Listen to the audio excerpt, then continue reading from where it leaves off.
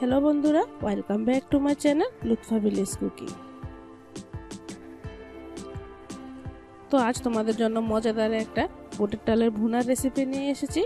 तो आज आमी मुरगिर पा एबं मुरगिर किछु स्किन दिए आमी मजादार এই বুটের ডাল ভুনার রেসিপিটা তোমাদের সাথে শেয়ার করব। এটা খেতে যে এতটা দুর্দান্ত হয় না খেলেই কিন্তু বিশ্বাসই করতে পারবে না, তাই ভাবলাম তোমাদের সাথেও শেয়ার করে নিই। তো তার জন্য অবশ্যই না টেনে সম্পূর্ণ ভিডিওটা দেখবে। আর এতে কিন্তু অনেক টিপ এন্ড ট্রিক সহকারে আমি সম্পূর্ণ ভিডিওটা তৈরি করেছি। আর বন্ধুরা, আমার এই ছোট্ট ইউটিউব ফ্যামিলির তুমি যদি নতুন বন্ধু হয়ে থাকো তাহলে প্লিজ আমার চ্যানেলটাকে সাবস্ক্রাইব করে পাশে থাকা বেল আইকনটিও ক্লিক করে রাখবে, তাহলে এরকম মজার মজার রেসিপির নোটিফিকেশন কিন্তু সর্বপ্রথমে তোমার কাছে পৌঁছে যাবে। আর অবশ্যই ছোট্ট একটা লাইক দিবে। তো চলো বন্ধুরা, রেসিপিটা শুরু করি। তার জন্য প্রথমে কিন্তু এখানে আমি 2 কাপ পরিমাণ বুটের ডাল নিয়ে, তো এটাকে প্রথমে আমি ভিজিয়ে নিচ্ছি। তো ডালটা কিন্তু পরিষ্কার পানি দিয়ে আমি ভিজিয়ে নিব। ডালটা যদি তুমি আধ ঘন্টা ভিজিয়ে রাখো তাহলে কিন্তু সিদ্ধ হতে খুবই কম সময় লাগে, তাই অবশ্যই রান্নার আধ ঘন্টা আগে কিন্তু এই ডালটা ভিজিয়ে রাখতে হবে, তা না হলে কিন্তু অনেকটা সময় ধরে এটাকে সিদ্ধ করতে হবে। তো দেখো আমি আধ ঘন্টা পর কিন্তু ডালটা ধুয়ে একদম পরিষ্কার করে নিয়েছি। 2-3 বার পানিটা পাল্টিয়ে কিন্তু এটা ধুয়ে নিয়েছি। এটা ফুলে কিন্তু ডাবল হয়ে গিয়েছে। তো চলো এটাকে সিদ্ধ করার জন্য চুলায় একটা প্যান বসিয়ে নিয়েছি। এতে দিয়ে দিচ্ছি বুটের ডালগুলো, তারপর দিয়ে দিচ্ছি পরিমাণ মতো পানি। পানিটা এমনভাবে দিতে হবে যাতে ডালের উপরে 1 থেকে 2 গিরা পর্যন্ত পানি থাকে। স্বাদ মতো লবণ দিয়ে দিচ্ছি। একটু লবণ দিয়ে সিদ্ধ করলে কিন্তু ডালটা খুব তাড়াতাড়ি সিদ্ধ হয়।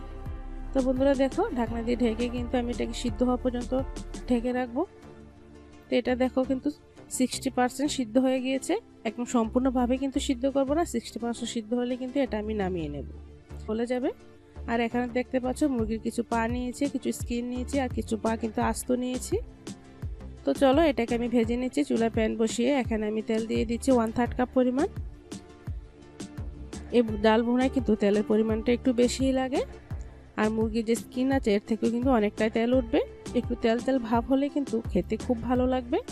তাই প্রথমে আমি 1 থেকে 2 মিনিট এটাকে প্রথমে আমি ভেজে নিচ্ছি। তো ভাজা হয়ে গেলে এরপর দিয়ে দিচ্ছি স্বাদ মতো লবণ, 1 চামচ হলুদের গুঁড়া, আর দিচ্ছি 1 চামচ পরিমাণ মরিচের গুঁড়া। তো দিয়ে মশলাগুলো ভালো করে মিশিয়ে নিচ্ছি। আর বাকি মশলাগুলো আমি পরে আস্তে আস্তে অ্যাড করব। তো প্রথমে আমি এগুলো একটু ভেজে নিব লবণ এবং হলুদ মরিচ গুঁড়া দিয়ে। আরও 1 থেকে 1.5 মিনিট এটাকে আমি ভেজে নিচ্ছি। তো বন্ধুরা দেখো, মিডিয়াম আছে এটাকে আমি কিন্তু কিছুক্ষণ ভেজে নিয়েছি। এখন আমি একে একে সব মশলাগুলো অ্যাড করে দিচ্ছি। তো প্রথমে এখানে দিয়ে দিচ্ছি পেঁয়াজ কুচি। এখানে আমি 1/3 কাপ পরিমাণ পেঁয়াজ কুচি নিয়েছি। তো পেঁয়াজটা এখানে একটু বাড়িয়ে বা কমিয়েও দিতে পারো। আর দিচ্ছি কিছু কাঁচামরিচ কুচি মাঝখান থেকে ছিঁড়ে। তবে এই কাঁচামরিচের ঝালটা কিন্তু বেশি না, তাই একটু বেশি পরিমাণে দিচ্ছি। আর দিলাম 4-5টা তেজপাতা, 4-5টা দিচ্ছি এলাচ এবং 4 টুকরা দিচ্ছি দারচিনি। তা আসলো মশলাটা দিয়ে কিছুক্ষণ ভেজে নিলাম। তারপর দিচ্ছি 2 টেবিল চামচ আদা রসুন বাটা। তো এই মশলায় কিন্তু আমি ডালগুলো ভুনা করব। 2 টেবিল চামচ দিচ্ছি গরম মশলা বাটা। আমি রান্না অবশ্যই সবসময় চেষ্টা করি বাটা মশলা দিয়ে করার, এতে করে রান্নার স্বাদ খুব ভালো আসে।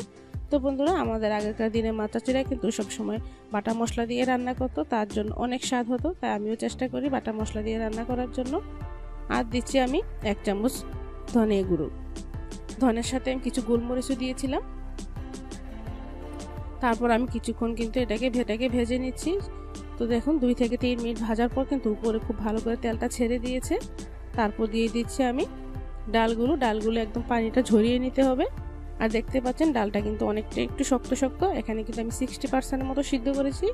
এই পর্যায়ে যদি আপনি একদম ভালো করে সিদ্ধ করে নেন তাহলে কিন্তু এরকমভাবে কষাতে গেলেই কিন্তু ডালটা একদম ভেঙে একদম গলে যাবে, আর খেতেও কিন্তু ভালো লাগবে না। আর কিন্তু ডালটা কষানোর সময় কিন্তু বেশি হাতল দিয়ে নাড়াচাড়া করা যাবে না, এভাবে উল্টিয়ে কিন্তু যতটা সম্ভব কষিয়ে নেবেন। আর দেখবেন নিচ থেকে লেগে গেলে একটু নেড়ে দিবেন। তো এভাবে উল্টিয়ে কিন্তু আমি আরও 2 থেকে 3 মিনিট কষিয়ে নিলাম।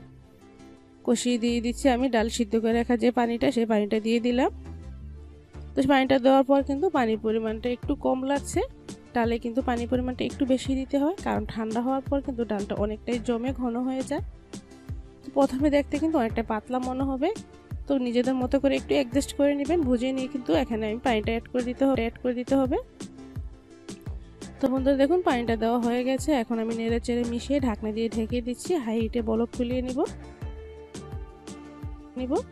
দু একবার বলক চলে এসেছে। এখানে দিয়ে দিচ্ছি আরও 1 টেবিল চামচ বাটা মশলা আর দিচ্ছি 5-6টা কাঁচামরিচ। এই পর্যায়ে কাঁচামরিচ দিলে কিন্তু কাঁচামরিচের ফ্লেভারটা খুবই স্ট্রংভাবে পাওয়া যায়। তারপর বন্ধুরা আমি নেড়ে চেড়ে মিশিয়ে নিচ্ছি। মিশিয়ে অবশ্যই লবণটা চেক করে নিতে হবে। তো লবণটা একদমই পারফেক্ট। তারপর ঢাকনা দিয়ে ঢেকে আমি আরও কিছুক্ষণ এভাবে বলক তুলিয়ে নিব। তো এটা কিন্তু আর বেশিক্ষণ করা যাবে না। তো দেখতে পাচ্ছেন সবগুলো ডাল কিন্তু একদম আস্ত রয়েছে। তো রান্নাটাও কমপ্লিট হয়ে গেছে। এখন আমি নামিয়ে নিচ্ছি।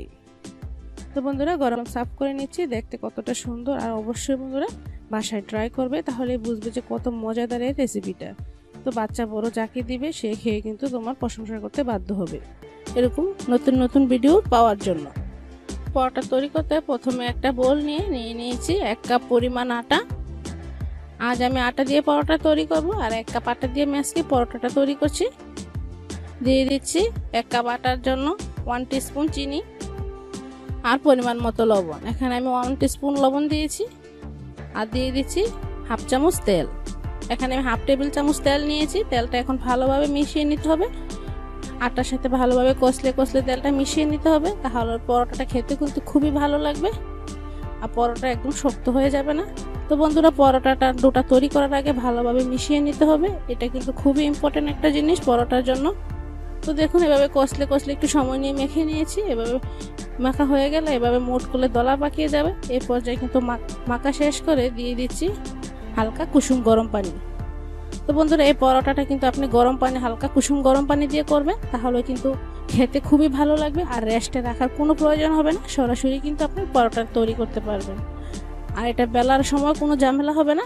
আমরা নর্মাল পানি দিয়ে যদি পরোটার কাইটা তৈরি করি তাহলে বেলতে গেলে কিন্তু আবার অনেকটা অসুবিধা হয়।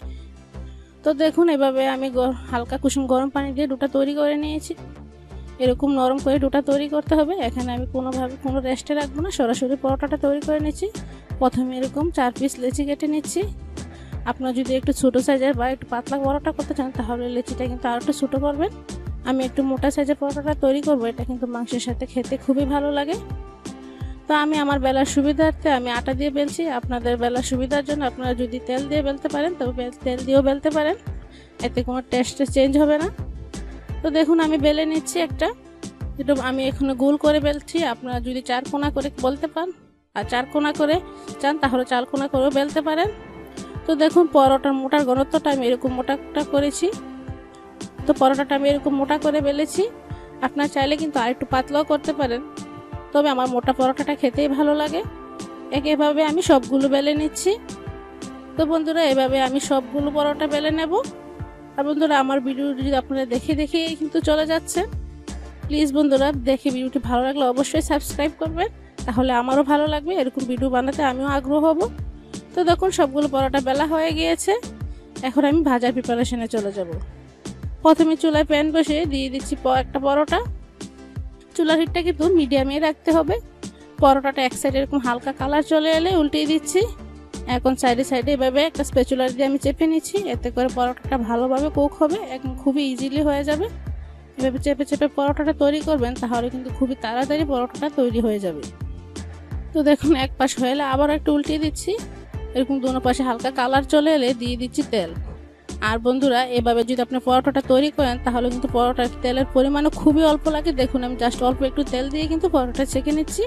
প্রথমে এভাবে ছেঁকে নেবেন, তারপর তেল দিয়ে এবার একটু চেপে দুনো সাইড ভালোভাবে কালার করে নেবেন, তাহলে তুমি পরোটা খেতেও খুবই ভালো লাগবে আর তেলের পরিমাণও কিন্তু খুবই কম লাগবে। আপনারা বাসায় অবশ্যই ট্রাই করবেন, তাহলেই বুঝতে পারবেন খেতে কতটা মজাদার। তো দেখুন আমি এরকম ভাবে ভেজে নিচ্ছি। এটা ভাজা হয়ে গেছে। একইভাবে আমি সবগুলো কিন্তু ভেজে নেব। প্রথমে দিয়ে উল্টানোর কোনো প্রয়োজন নয়, যখন এক সাইডে একটু কালার চলে আসবে তখনই উল্টিয়ে দিচ্ছি। দেখুন দুনো পাশে এরকম হালকা কালার চলে এলে তেল দিয়ে দেব। আর প্রথমে যদি আপনারা তেলটা দেন তাহলে কিন্তু তেলের পরিমাণটা খুবই বেশি লাগে, আর খাওয়ার সময় কিন্তু মুখে অনেক তেল লাগে, খেতে কিন্তু ভালো লাগে না। তো দেখুন এই পরোটা খেতে কিন্তু মুখে কোনো তেল লাগবে না, আর খেতেও কিন্তু খুবই ভালো লাগবে। এটা কিন্তু একদম স্বাস্থ্যসম্মত, বাজার থেকে কিন্তু আরও শতগুণে ভালো।